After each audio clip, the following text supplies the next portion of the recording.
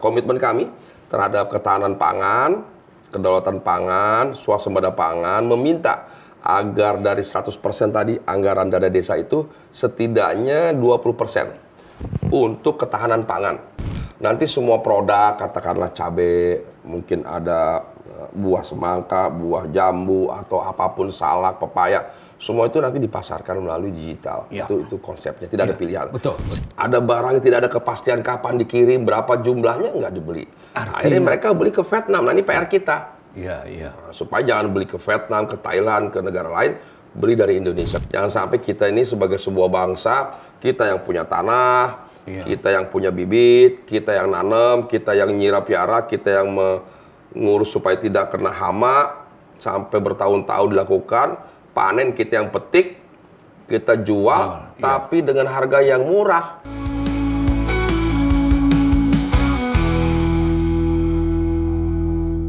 Kita memiliki program-program yang sangat baik dalam rangka pengembangan dan pembinaan desa di Indonesia. Kita juga mengenal ada yang disebut dengan ketahanan pangan desa. Program ketahanan desa ini menjadi andalan pemerintah saat ini untuk meningkatkan bukan saja hasil produksi perekonomian desa, tapi juga dimaksudkan untuk mempertahankan kesinambungan program makan bergizi gratis di desa. Oleh karena itu, program-program ketahanan pangan desa menjadi sangat penting dan strategis.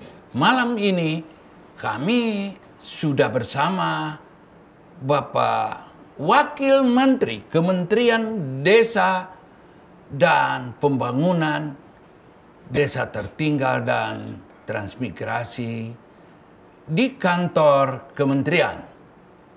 Selamat malam Pak Wamen. Minta maaf Pak Wamen mengganggu waktu Pak Wamen, tapi saya kira sebagai partisipasi warga negara, partisipasi kami dari Universitas Umi Bogor, Pak Wamen, kami juga ingin ikut serta dalam upaya membantu mendorong perekonomian desa.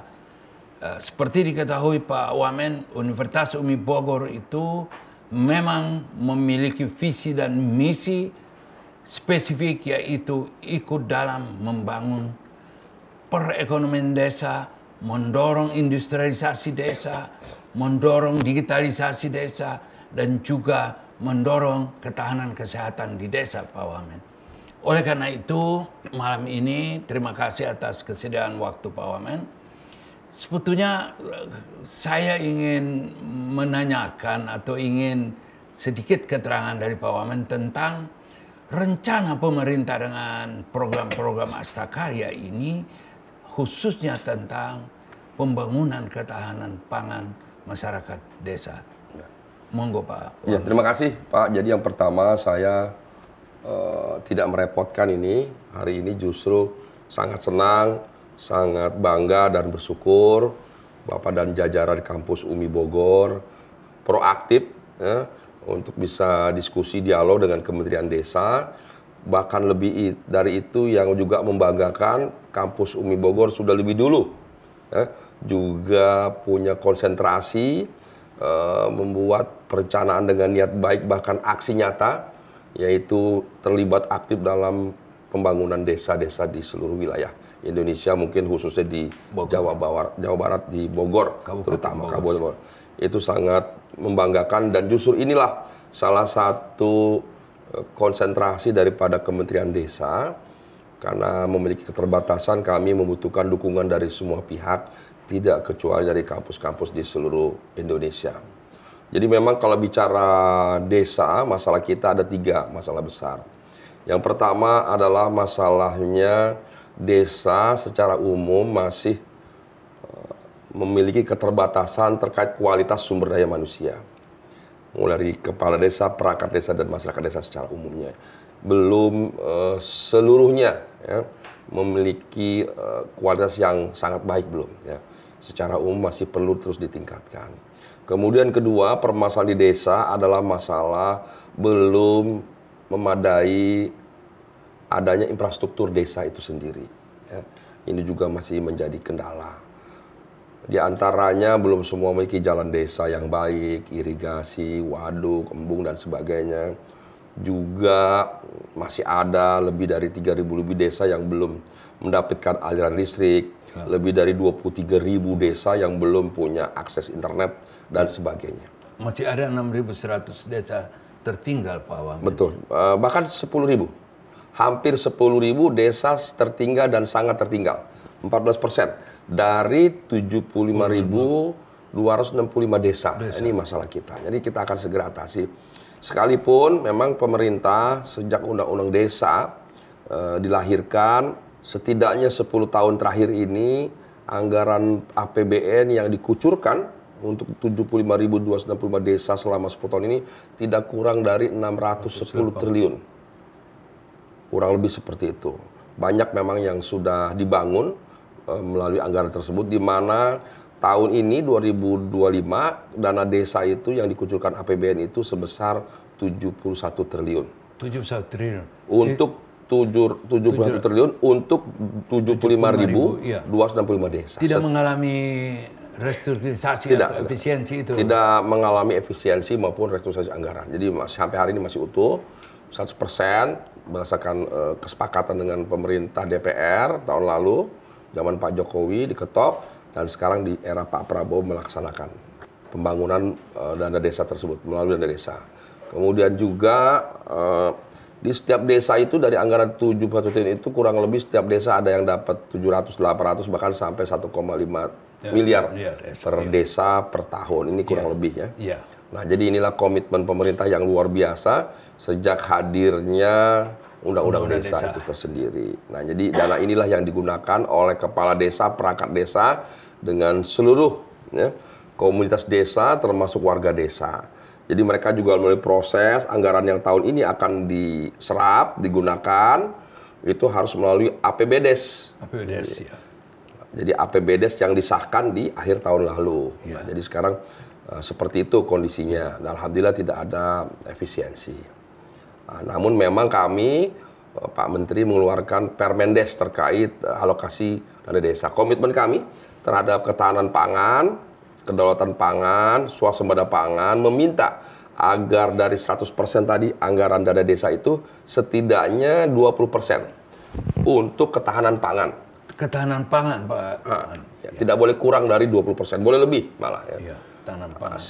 Untuk ketahanan pangan, inilah bentuk komitmen daripada Kementerian Desa mendukung program Pak Prabowo, Pak Presiden, Pak Haji Prabowo Subianto, yang ingin Indonesia menjadi negara yang berdaulat atas pangan, swasembada pangan, tidak ada impor lagi. Pemerintah sudah memutuskan tahun ini tidak boleh ada impor lagi. Impor beras tidak boleh ada lagi.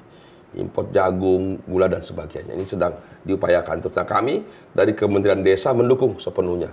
Itulah sebabnya kenapa kita keluarkan Permendes 20% minimal untuk ketahanan pangan. Selebihnya ada operasional, ada terkait bencana, ada terkait infrastruktur, dan lain sebagainya. Pak Wamen, di Kabupaten Bogor itu ada 435 desa dan 19 termasuk 19 kelurahan.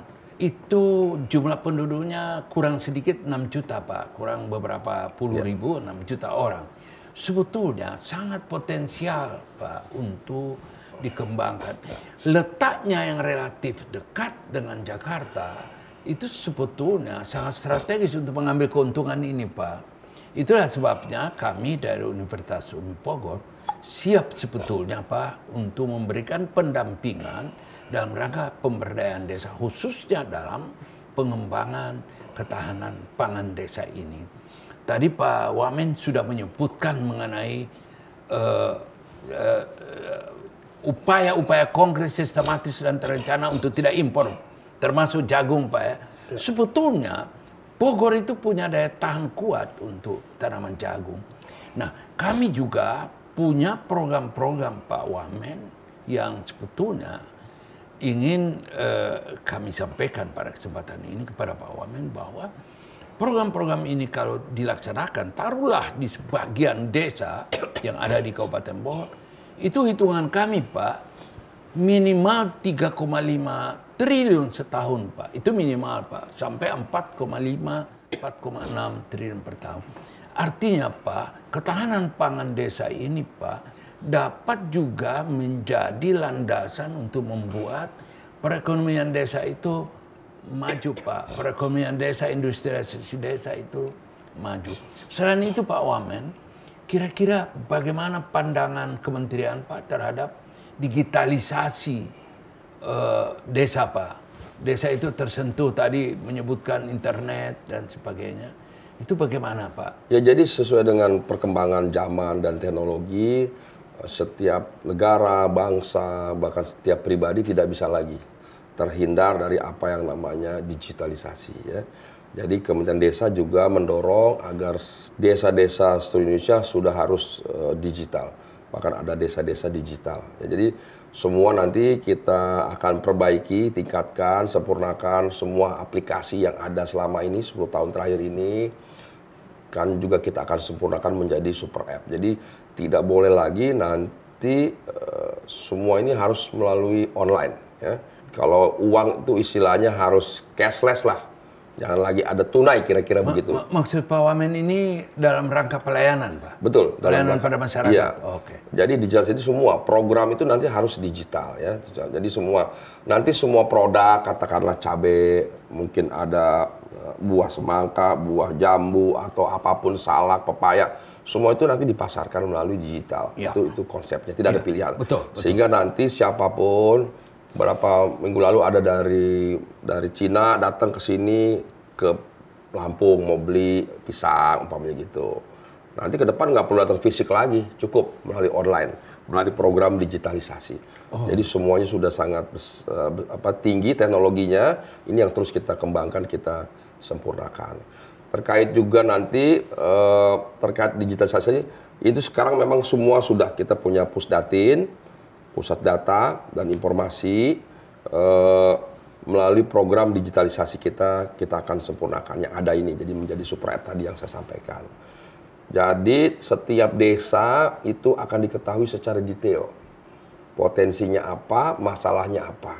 Jadi semua nanti yang ingin terlibat aktif, pribadi-pribadi, korporasi, perusahaan, perguruan tinggi, organisasi, bahkan pemerintah daerah, pemerintah pusat itu bisa melalui digitalisasi ini akan dapat mengetahui dengan mudah, dengan cepat, dan bisa terlibat aktif untuk terjun membantu. Nah, inilah yang terus kita kembangkan dan kita sempurnakan. Jadi tidak ada pilihan, semua harus digitalisasi. Sekarang ini memang masih ada kurang lebih 22.000 desa. Dari 75.265 desa yang belum mendapatkan akses internet. Kita sudah kerjasama terus. Itu masyarakat, Pak, mendapatkan akses itu secara cuma-cuma, Pak? Iya, semua secara cuma-cuma itu. Jadi kalau internet itu memang dia, ya kalau di kantor-kantor desa mungkin sekitarnya bisa cuma-cuma, tapi di luar itu kan dia harus bayar. Akses wifi-nya ya, iya, wifi-nya. Kuotanya dia harus bayar. Tapi fasilitas ya, aksesnya itu yang disiapkan. Iya, kita siapkan, tapi kuotanya mereka bayar. Seperti sekarang lah kan kita beli kuota. Sekarang, iya, mengisi kuota. Ke provider-provider ya. Iya. Ya seperti itu. Iya. Tapi aksesnya disiapkan. Akses disiapkan, fasilitas disiapkan. Ini terus kita kerjasamakan terus semua. Kita memberi ruang dan peluang semaksimal mungkin bagi perusahaan-perusahaan swasta untuk terlibat. Di pemerintah itu kan ada di Komdigi. Ya, di pemerintahan. Nah, ya, pemerintah Komdigi itu yang punya satelit Satria.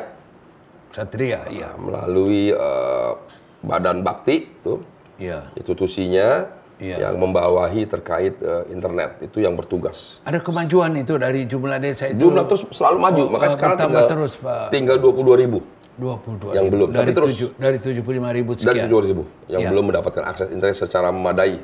Nah, ini terus kita akan kembangkan. Jadi dengan pemerintah, tapi dengan swasta juga kita memberi ruang yang besar untuk terlibat. Sekarang juga termasuk Elon Musk kemarin juga ikut program. Pak Wamen, izin. Boleh pindah gelombang dikit, Pak Wamen? Boleh. Saya mau sampaikan juga, Pak Wamen, mengenai industrialisasi desa, Pak. Ya. Maksudnya begini, Pak. Saya melihat produksi bawang goreng misalnya, cabai, bawang yang menjadi bawang goreng, bawang putih dan sebagainya. Itu Pak, perusahaan-perusahaan besar seperti Indofood itu belinya dari Vietnam Pak. Padahal kita sebetulnya di sini kalau pengusaha mencari harga murah Pak. Persoalannya adalah kita di sini kalau didorong ini ada desa-desa yang bisa berperan serta dalam industrialisasi desa ini, mungkin kementerian juga memberi perhatian soal ini, Pak. Ya, ya tentu itu sangat pasti sekali kita akan mendorongnya industrialisasi. Makanya nanti setiap desa itu ada desa-desa tematik. Di situ apa fokusnya? Oh, tematik. Tadi tuh nanam bawang putih, daun merah, nanam cabai, nanam kentang, jagung, tebu, padi. Itu ada desa-desa tematik. Ada budidaya ikan apa namanya? Ya, ikan nila, ikan lele, patin, ikan dan lele, sebagainya. ikan gabus, ikan mujair. Betul. Itu ada budidaya, itu ada desa-desa. Bahkan kemarin kami ketemu Bupati Sigli itu duren umpamanya, bahkan diekspor ke Tiongkok. Tapi masih lewat Jakarta, Surabaya, ke Vietnam, ke Thailand, baru ke Tiongkok. Nah, ini masih PR kita. Nah, ini mata rantainya harus kita putus supaya dari Sigi bisa langsung ke Tiongkok. Ini PR juga, supaya cost-nya. Jangan sampai kita ini sebagai sebuah bangsa, kita yang punya tanah, kita yang punya bibit, kita yang nanam, kita yang nyirap piara, kita yang mengurus supaya tidak kena hama, sampai bertahun-tahun dilakukan, panen kita yang petik, kita jual, tapi dengan harga yang murah, dibeli oleh negara lain, dijual lagi ke negara lain. Nah, ini jangan sampai seperti itu. Oh, daya saing juga. Ya, seperti tadi kan, bawang. Kenapa harus dari Vietnam? Kenapa? Itu kan tidak sulit. Nah, ini perlu kita koordinasikan, sinergikan. Memang kan perusahaan kan, sebetulnya perusahaan tidak hanya murah, dia ingin kualitas. Dia ingin ada kepastian. Nah, di kita ini harus ada. Pertama, barangnya ada dengan kualitas terbaik, ada kepastian harga, kepastian jumlah, termasuk kepastian pengiriman. Inilah yang dibutuhkan adanya profesionalisme. Kalau enggak, biar kita punya barang yang bagus, tapi kalau kemasannya nggak bagus, nggak bisa dibeli. Ada barang yang harga terlalu mahal, nggak dibeli. Ada barang yang tidak ada kepastian kapan dikirim, berapa jumlahnya, nggak dibeli. Akhirnya mereka beli ke Vietnam. Nah, ini PR kita. Supaya jangan beli ke Vietnam, ke Thailand, ke negara lain, beli dari Indonesia. Karena pada dasarnya teknologinya sudah sangat sederhana. Dan kita harusnya bisa, dan pasti bisa ke depan.